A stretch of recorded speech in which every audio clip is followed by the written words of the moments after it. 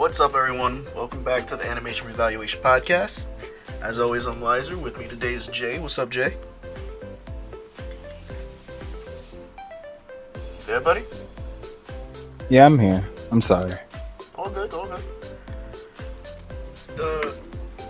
We had a nice little 1 week relaxation. Got to watch some anime. It was my recommendation this time. And what it is Zombieland Saga. And we actually both already saw this, right? Yep. So on your rewatch, did you watch just like the bare minimum 5 episodes, or did you like watch more? Did you finish the season?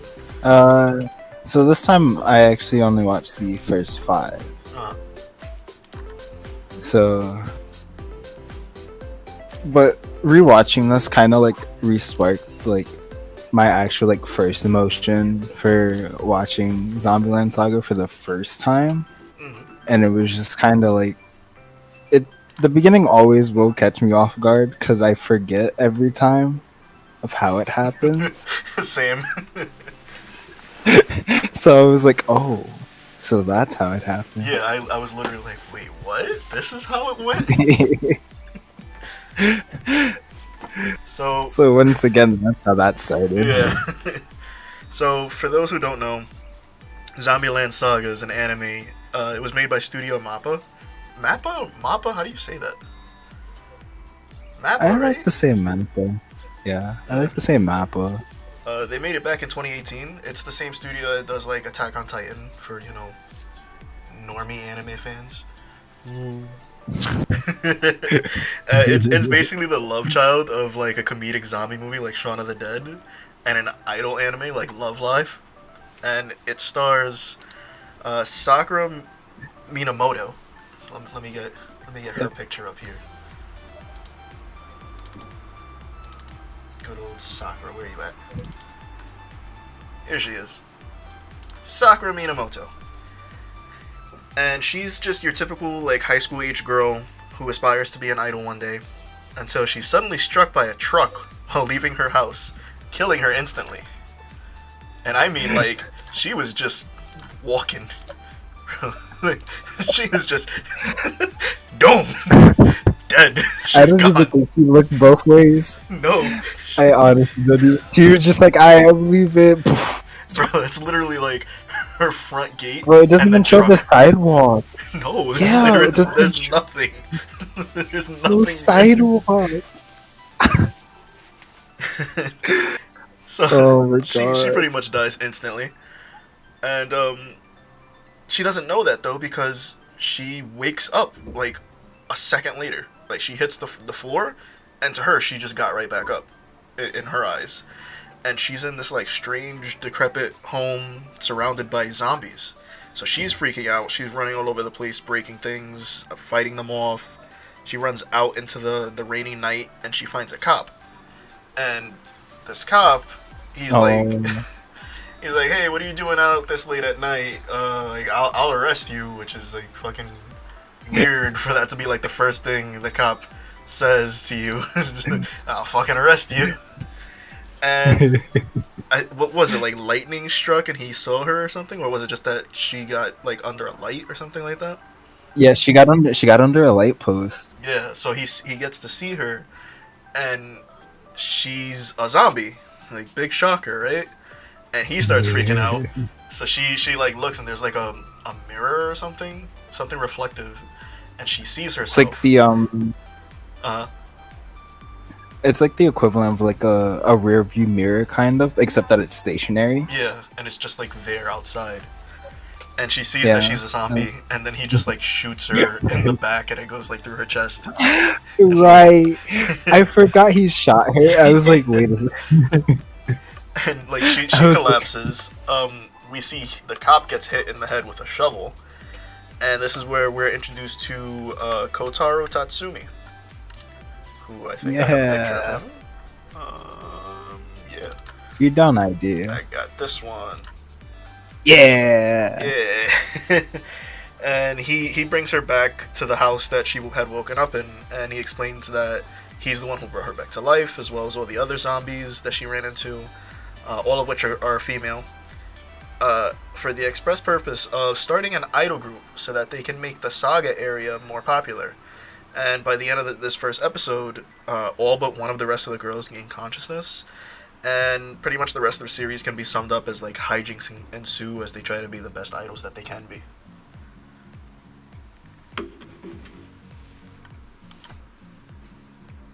We don't get like a real introduction to all the other girls until like episode 2, right? Yeah, we don't get like to know who's who until like episode 2. Okay, so I think like the whole second episode was spent like introducing characters. okay, so let's do the run through. So we already know Sakura. Now, I've shown her in her human form. Let's see her Zambando form. It's pretty much the same. It's just the skin color is different, and you get to see the scars and the bandages.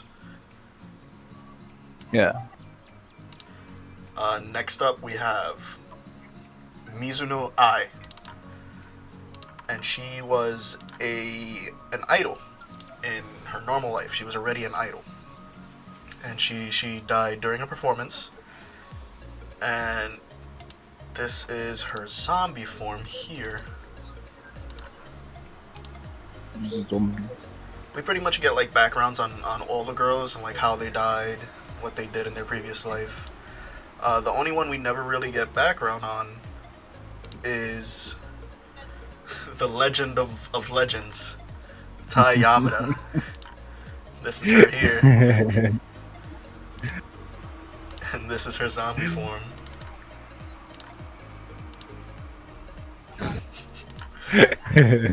Following her is Junko? Junko. Junko? Yeah. Who was also an idol, but way before anyone else. Like, she's like original definition of idol. Like, you cannot have any interaction with fans, besides like maybe autograph signings. Just very old school.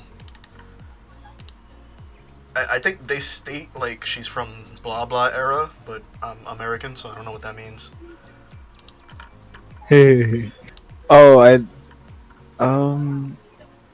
it's on the tip of my tongue. I can't. They say like Showa era, Heisei era. Wait, is that Godzilla? That might be Godzilla. Next up is Nikaido Saki, my personal favorite. She is rambunctious motorcycle gang leader turned zombie idol.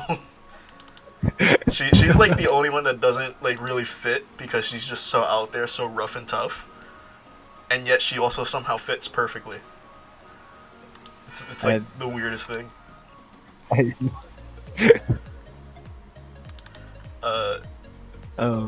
have Yugiri, who they don't give a last name to, I believe. No, she doesn't. Also, yeah, it was the Showa era. Yeah. And you want to give the people a little information on Yugiri? What was her past occupation?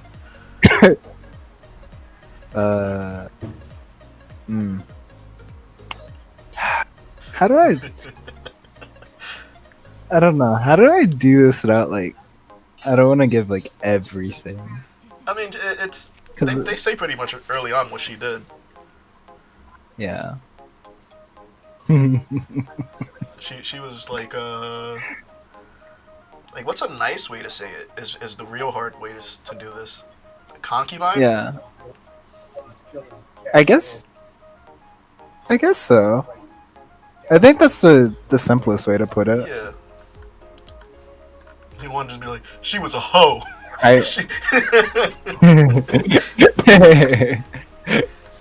It's like a high-ranking courtesan. Yeah. From the Meiji era. She did, like sexual things.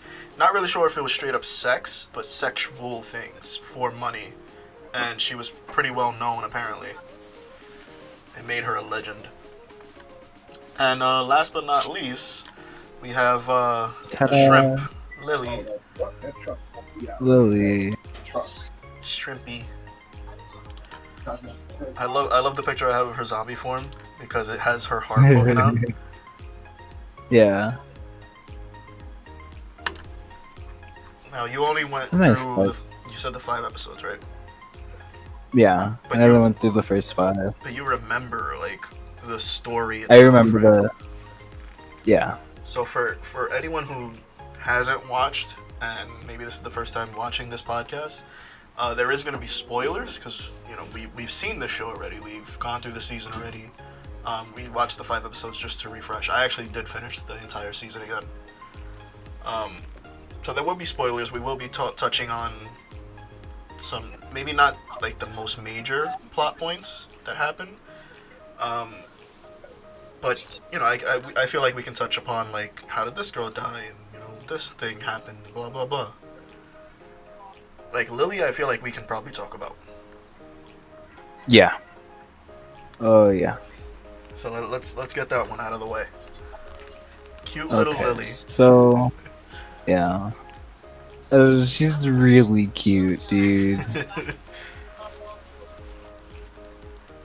I found out something something I really didn't want to find out, that this had a live action.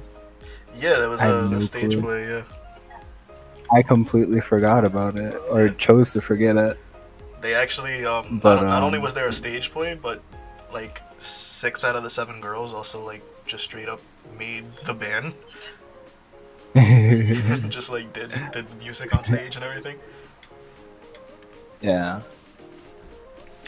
So for Oh Lily, man. do you want to explain why I think it's funny that her heart is popping out in the zombie form? Well, I mean, I guess the cause, her specific cause of death, was from a heart attack. How does one so young have a heart attack though? I don't know, overworking. I guess it's a lot. I mean, a lot can do that. Yeah. But Oh, definitely.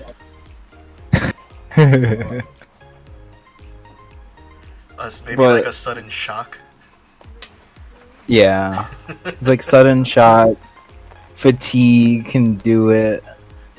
So it really like hurt me to hear about that. It made me sad, Oh man. man, sudden shock, maybe in the form of finding out that you have hair growing on your chin because you're not actually a girl, you're a young man. Young man. Young man. That's the big secret, guys. Lily is actually trans. Lily is actually transgender. Born a man, but identifies as woman. Mhm. And that was actually like a big thing. People were making it out to be like when it was dubbed and everything. Like there was people in subreddits like, oh, they tried to make it seem like she's not really trans. They're trying to hide the whole trans thing. Like Crunchyroll's subs. And they were like, actually, no. Like the Japanese, like actual Japanese one is like just straight up, like don't use my dead name and all that stuff. Some representation, man. Yeah.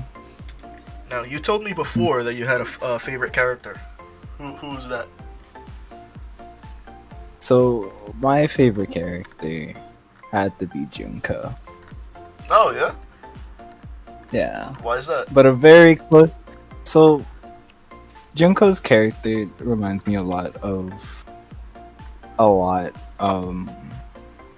Kind of, the shy. It's kind of like, I guess, middle school vibes for me. I guess. Okay, I can see that. And then, I don't know. It was kind of just like a vibe from there. There's not really much to it. It's just really relatable. Alright, I get that. Not to do like too well in groups, but when it's time to perform and shine, it's like it's there. It takes she's the character that you need to push a little bit before she can get going. Yeah. Which was strange to me when I first saw it, because I was like, isn't she an idol? Like, it's weird that she had to like be pushed to do this stuff. And I was like, no, well, okay. Like as I got used to the character, I was like, okay, whatever, it's fine. Yeah. I think out of the girls, my favorite is Little Miss Blonde Biker Queen over here. Mm. But I gotta say, Tay is just wonderful. So, as I said before, at the end of episode 1, pretty much all the girls get their consciousness back, and like they all have memories. That's actually a pretty big plot point too. Is Sakura doesn't remember anything from before she was a zombie. Like she has no memory of her real life, and throughout the show she gets like little, bits and pieces, and that's a pretty big piece of her character development. But the only one to never get any consciousness or memories back is Tay. She's just full on zombie mode at all times, and she's amazing. She's the legend among legends. No other way to put it. They have Legends don't need a past, quoted by Kotaro. There's an episode, I think it's actually episode 5, where they get the commercial job. Yeah. For the chicken restaurant. For the chicken. Yep. So the girls are all supposed to like be in this field in costume, and they have to sing and dance this specific tune for this restaurant.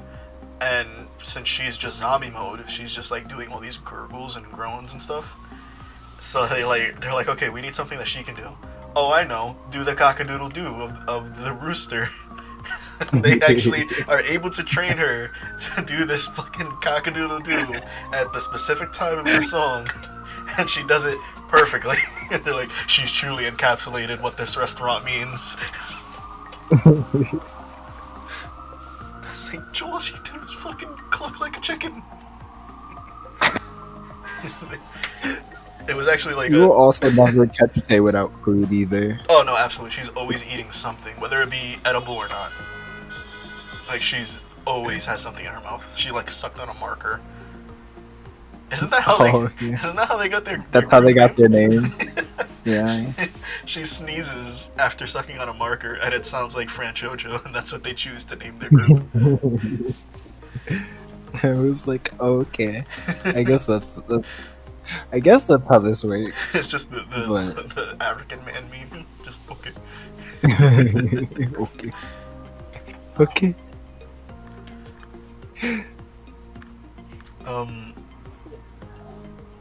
So what about our man here, Kotaro? Oh, the big bully? Big bully. So, what can I say? Well, obviously, I believe he grew up in Saga, if my memory serves me correct. And he was just like, he wants to like, was previously mentioned, he wants to put Saga back on the map. And the only way he thought of doing so was by making an idol group. However, the way he went about it wasn't the most correct way, but the most direct. He's very, I would say, rude, but not like, not like disgusted rude, like something that would make you disgusted, but more of like, we got stuff to do. Like, he's a man on a mission. Yeah. Kinda. He has that kind of attitude. It doesn't get to the point where you start to hate the character. You just realize that he's an idiot. Yeah. I think 100%. I'm sorry, but the scene of him getting slapped with a baguette just plays over and over in my head. So I was actually going to bring that up, that I like that in like episode 1, he's yelling at Sakura and like getting all in her face as she backs up from him. But he starts to do it to the other girls, and it gets to the point that they just like attack him, and they'll like beat the shit out of him. They'll throw things at him. So like he hits a baseball at one of them, and they throw it back, and like it hits his leg, and they animate it in a way where like his leg should have shattered. Like the ball goes into his leg, and he's just like down for the count. He's on the floor, and he's like pretending to like shovel dirt. He's like to clean the field. You gotta clean the field. So I think my favorite reaction to Kotaro is Saki's. Just straight headbutts him. Yeah, she takes no shit. I was like, oh yeah. That's my girl. That's how you're supposed to do it. It's like, that's how you're supposed to do it. So, actually, speaking of him, here's a fun fact for you. Let me know if you know about this, Jay. Did you know about the manga? No, actually. So it's. I actually don't know about the manga. So you know how like usually the manga is like, oh, okay, here's the manga. The story is gonna be loosely based on the manga. Blah blah blah. With this, we actually had the anime, and then the manga came after, and it's not really based on the. I mean, it's based on the anime, but it's not what happens in the anime. What it is that it focuses on Kotaro, and ties into episodes like from his point of view, though. So we get to see like the mystery behind this man. I might actually have to actually read that. Read Yeah, up I'm gonna have to look it up. It's on their website, the Saigame Saikomi website. It's on there to read. Cool. I had no idea until I decided that we were gonna do this for the podcast, and I looked it up. I was like, oh shit, that's awesome. Because he's such a mystery. Like we don't know how he learned how to make zombies. We don't know why.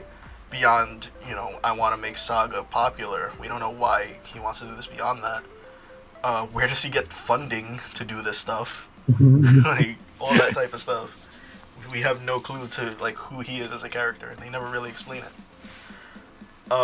Another thing I didn't know before we decided to do this was that season 2's out. I had no clue. Yeah, neither did I. I found out a lot of season 2s came out, and I was just like, oh. Kind of behind in the loop. Great time for you to join this podcast. Perfect timing. Absolutely perfect timing. I actually held off from watching any season 2 episodes until after we did this because I didn't want to slip up and maybe like I saw something and like say something on the stream. Yeah. I haven't watched it yet either, so I'm literally planning on clicking the end stream button, and right behind me is my TV, and I have it loaded up. All I gotta do is like press play. I'm ready to go.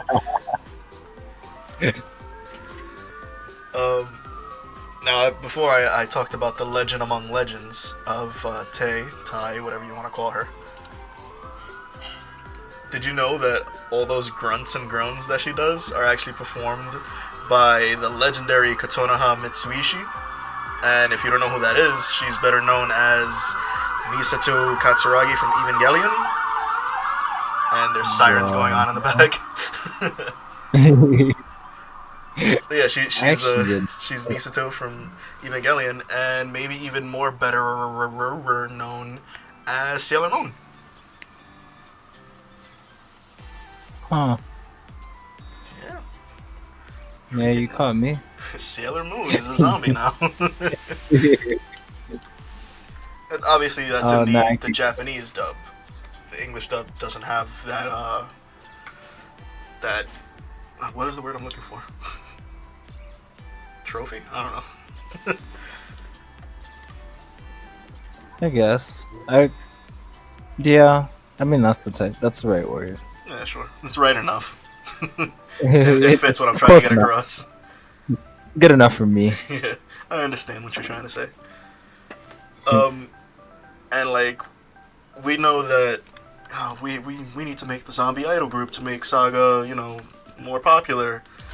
Did you know that that's why they made this anime? Wait, so they made the anime. Wow. And it worked.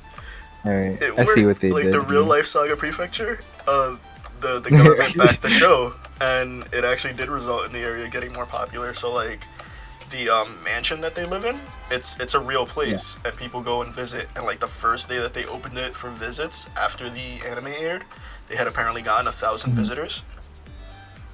Wow. And while I was reading, this is probably a semi spoiler for season 2.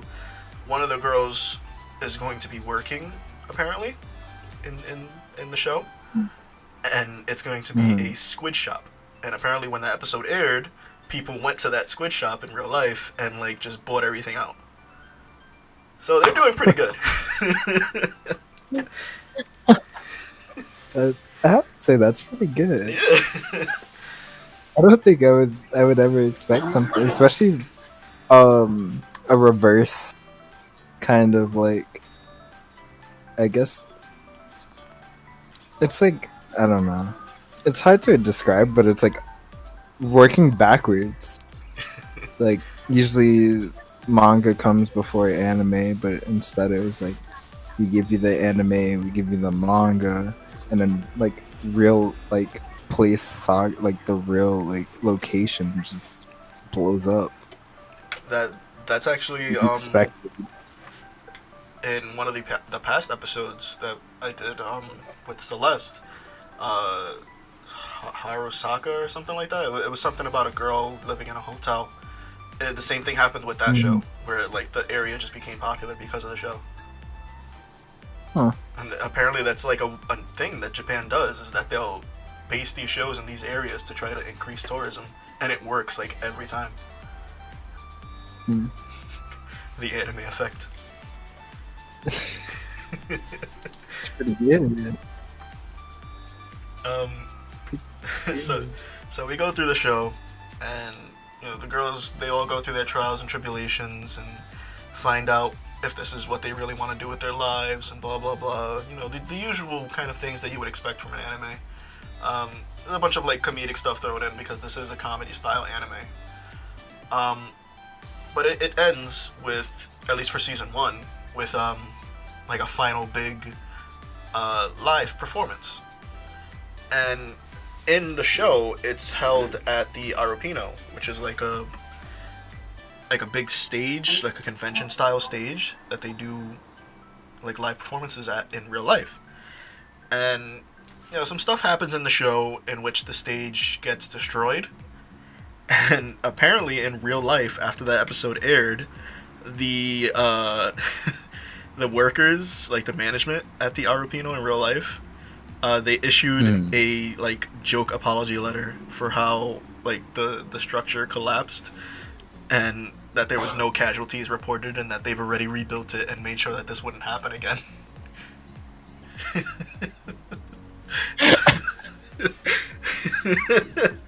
So there was people that didn't know about the show, and they didn't like read the whole thing, because at the end they say like this is a joke because of the events that happened in Zombieland Saga, blah blah blah.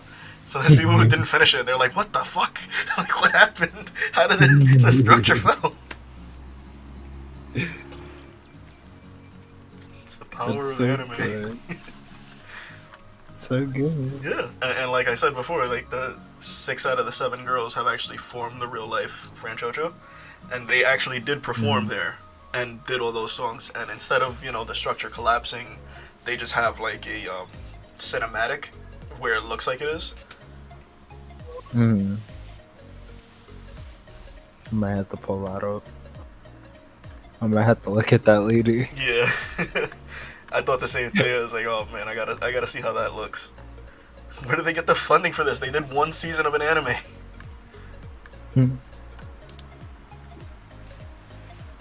So, I think one thing that I do have to touch on is kind of like the whole bonding. Like when the bonding started, I believe it was episode 3, when they were at the hot spring. Like they were getting like their very first sponsor with the pharmacist lady. Yeah. With the patches, and they were like all sitting around like the foot bath, and they were kind of just like sharing the stories, sharing whatever they remembered. Kind of like, you'd never thought that like the 6 of them would be like as close as they were that early on. Yeah, you know, with their conflicting personalities. I thought the same thing, but then like you really sit and think about it. You're like, who else can they be close to? There's nobody that they can interact with because they're zombies. Like But they've I all mean, had the scare of like underneath the all the cop. makeup, I think that is the funniest shit. What, the cop? Is the cop? Yeah. He keeps like this version of Japan only has one cop. He keeps showing up and just freaks out. It's like, where's the rest of the police department? It's just him. And all he does is just stroll around like, I'll arrest you. Why are you out right now? I'll arrest you. It's like, dude. It was what? Episode 1, Sakura got shot. Episode 2 was Sakura, Junko, and I that get shot at, right? Yeah, and he messes and he hits the window. He hits the window and like the light above them. And then the guy, like the guys that were trying to pick them up, is just like, help us! And they're like climbing onto him and shit.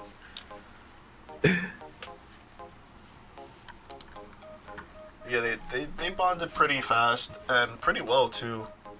Like there's not a whole lot of inner conflict like between girls. Most of the inner conflict comes from like just themselves. Like they have conflict within themselves. Because this is such a vast departure from like how most of their lives were. I mean, Saki was a gang member. Like, she was the leader of the gang, and they actually have an episode about her and like where her gang is now, and you know how she thinks things could have been if she would have stayed alive, and blah blah blah. I think that was a really good episode, honestly.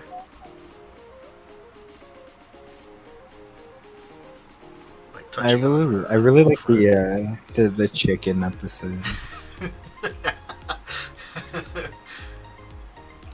I'm not gonna look past the fact that the chicken mascot was just Michael Jackson imitation. Wait, After like my they question did the is, whole shoot. was he a real chicken or was he a person in a costume? I think he was a person in a costume, but you But know, then, like, you got me. The face was like Hey. moving like real face. I was like, excuse me?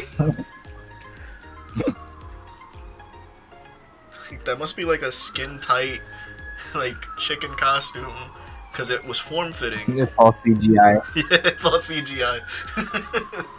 It was like Marvel Universe levels of editing for this chicken commercial.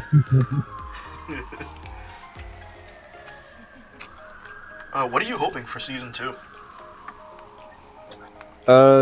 Definitely want to get information on. Well, as a whole, I'm looking for more. Like I look forward to the performances. Yeah. Like they're just really well done. Hopefully, we get information on Taya this time, or like That's a what I was little gonna bit of follow up something. with. Like, do you think that we should have it so that she gains her consciousness, or do you like her the way she is now? I mean, I like her the way she is now, but it would be nice for her to regain her consciousness, so that way we could actually like come to how she like was, to how she is with her consciousness, and see how it contrasts. Whether it's a heavy contrast or not. I want to know what her legend is because they all have some kind of legendary thing behind them, Right. and she's the only one that she's literally just the legend. I'm like, Mhm. what? I want to know like how she died, what did she do? And I mean, you have such a popular voice actress just going, They're holding on to that for Yeah. like a really big. Even in like the previews, they would like, here's the voice cast. Next to her was just question marks, and when they took like the the crew photos, they would block out her face and put Tay's face over it. So like nobody knew until I think they said episode 3 when she was finally credited. And we were like, what the fuck? Sailor Moon?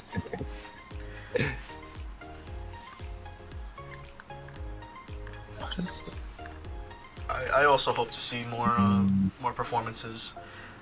It's been a couple of years. This was what 2018. We're in 2021 now, so I hope like the CGI Yeah. isn't as jarring because that was always a thing for me in like any of these idol animes.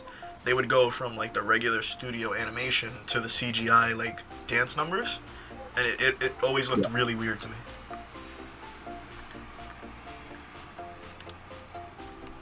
But if it's the same, I can deal with it as long as it's the same quality.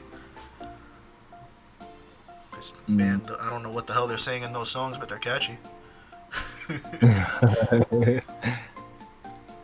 I know Oh, when it was being like simul-dubbed on Funimation, yeah. they left the songs in Japanese, but on the Blu-ray they dubbed them in English.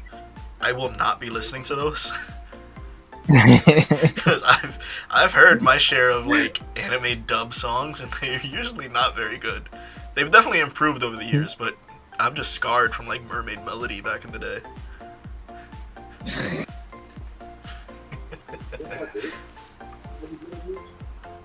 I actually did not know that Junko's English voice actress is Amanda Lee.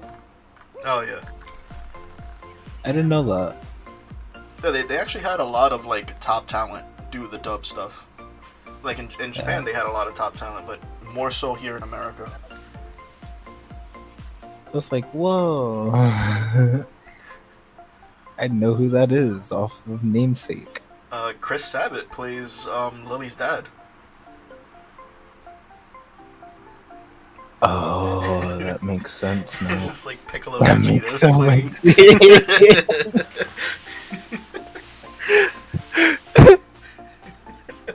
Oh man. It's such a weird thing to see. I should have gotten a picture No, of the dad. Chris Sabat had his pretty healthy casting. Oh yeah. I do have to say. I mean, he can pretty much get any role he wants, right? Doesn't he like at own this, the company or own like a majority of the company or something? He can literally just be like, I think I he want to owns be the in this show. majority.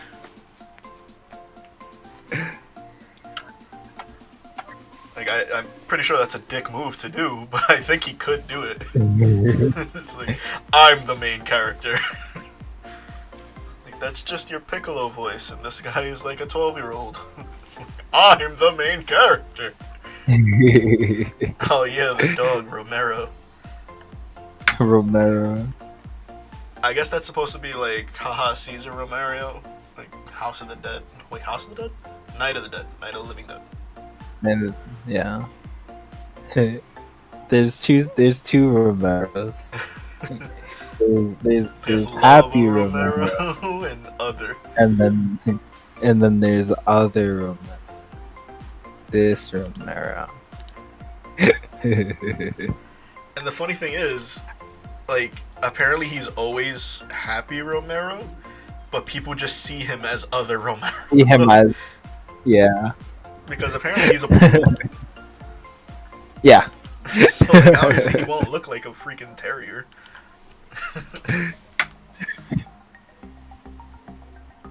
He's like the hidden gem of the show.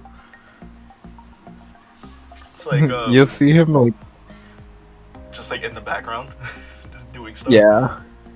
It reminds me of God, what was it? Panty and Stocking. Oh. Yeah, they had their dog do that, and then in Survival Games Club they had the platypus, and it was just like always in the background doing stuff. Man, I'm excited to jump into season 2 of this. I'm hoping there's not going to be like a big gap if we get a season 3. I just Hopefully really not. want answers. Hopefully not. I don't like very big gaps, though. I know it takes time for like stuff to get translated and actually animated. It's like, do you want quality or do you want speed? What can't I have both? I love. I don't get me wrong. I love quality. I'd take quality over like a rushed work. Yeah, definitely. I also want them to be able to go home to their families. So that's another Yeah. thing. Like anime, Huh. like artists are like very overworked. Manga artists too. Oh yeah. Like I've seen videos of them like it's like, hey, we're gonna go in and get like this all-inclusive footage, and it's like they don't even acknowledge the camera because they don't want to waste any time because that's just like costing them. Hmm. Like Jesus, I couldn't believe like people who live like this. Damn bitch, you live like this.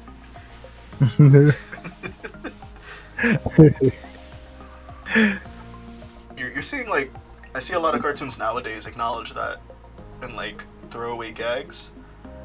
Like having Yeah. characters stumble into studios and like artists are drawing the current episode that they're watching. Get out. And it's like, oh, okay, well, you continue your work. It's like, I gotta get 38 more pages done or else I'll die. Like, I don't get paid. Yeah, I don't get paid. Some are just like, yeah, I just want to go home, bro. The last time I saw my daughter was right after she was born. We're celebrating her sweet 16 this weekend. It's like, oh shit.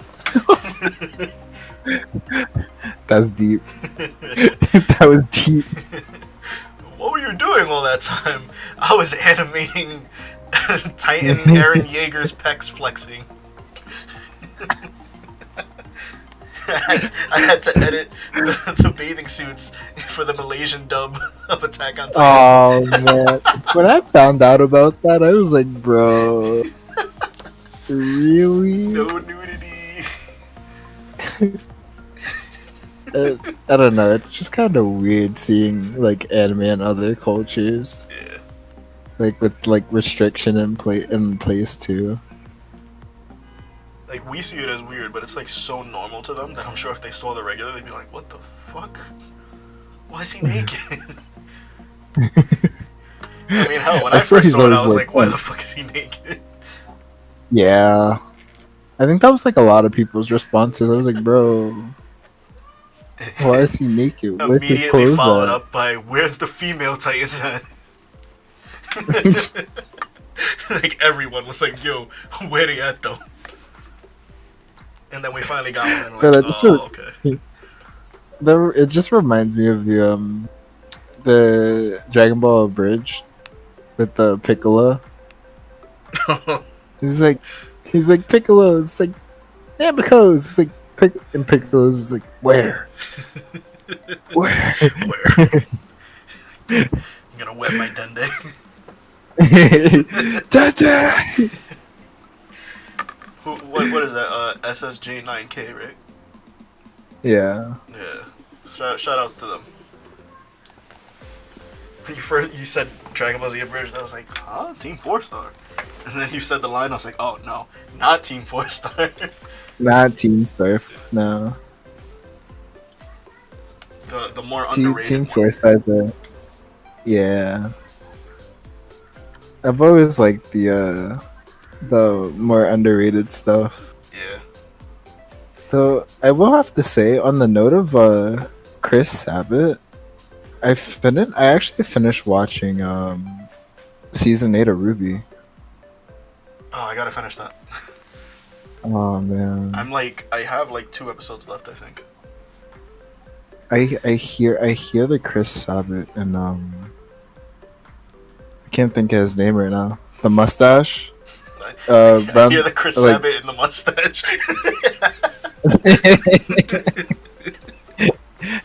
I hear Chris Sabat and the mustache. Oh yes, The everything mustache makes sense speaks now. to me. The mustache speaks to me. It tells me. It asks, do you know the way? And I say, no, I do not know the way. I can't. Why can I not think of his name right now? I need to. Fuck, what was I gonna say? Getting back on topic of the actual show. Yeah.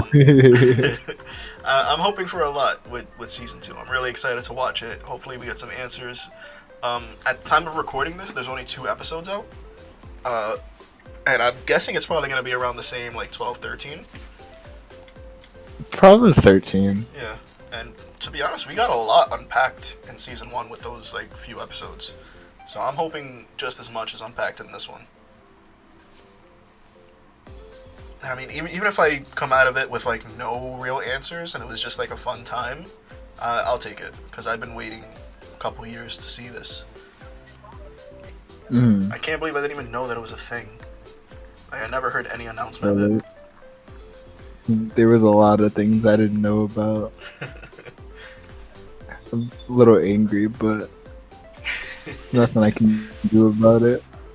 Now we gotta read that manga to see like what's up with our boy. Maybe they answer some questions about why he's a necromancer. Yeah, I've always thought he was a necromancer. But that about does it for this episode of the podcast. If I had to rate this, I'd probably give it a solid like 8 out of 10 just because I really enjoyed it. I can agree with an 8. An 8, yeah. Yeah. I would definitely like rewatch. It's just fun. It's wholesome. It's nice. For next week, Celeste should be back. So we have scheduled to actually finally watch. What is it? Bungo Stray Dogs. Bungo Stray Dogs. But if anything is off kilter with scheduling, we do have a backup, and that would be up to you, Jay. So what do you have planned? So for just in case, we have The Promised Neverland. Ooh. I know nothing about this show. Neither do I, and that's okay. That's what's gonna make it fun. I think I've seen like clips here and there. I've watched clips of this, but like, I didn't get it. Like some of the clips I've seen, I was like, "Is this the same anime?" It's like, "Is this out of context? Like, what's happening?" I think the only clips of this that I've actually seen was Etika watching this on stream, and he watched like the first like 3, I think the first 2 episodes, but I didn't know what was going on because I was only paying attention to like his face. Like everything else was like muted on purpose, and I was just watching his facial expressions and the drastic changes. So I think we're in for something. All right, I look really forward to big. It. All I really know, aside from like the clips, is that apparently the manga had a shit ending, and then the anime had an even shittier ending. So we'll see how that goes. Oh no, that's pretty bad. Well, see everyone next week. Watch at least one of these shows with us, if not both. We'll only do the first 5 episodes. Yeah. Yeah. No, I think I don't know. I think where is it? Yeah, the quintessential quintuplets is definitely like a personal favorite, so that's why I was like, yeah, I'm doing a whole 12. We're gonna do quintessential quintuplets again next week. We're doing it again. Though I think further down the line we'll probably get season 2 after a while. What, here on the podcast? Maybe. Yeah, once sure, it's like out for a bit. I wouldn't mind. Once it's out for a bit, give people a chance to like see it. I also wouldn't mind doing like season 2 of Horimiya. Oh wait, they finished it already and decided to skip 90% of the manga and just end it. Oh. Wait. Good night, everyone. Have a good night. That's disappointing. Good night. On that note, nope, I'm going to bed. That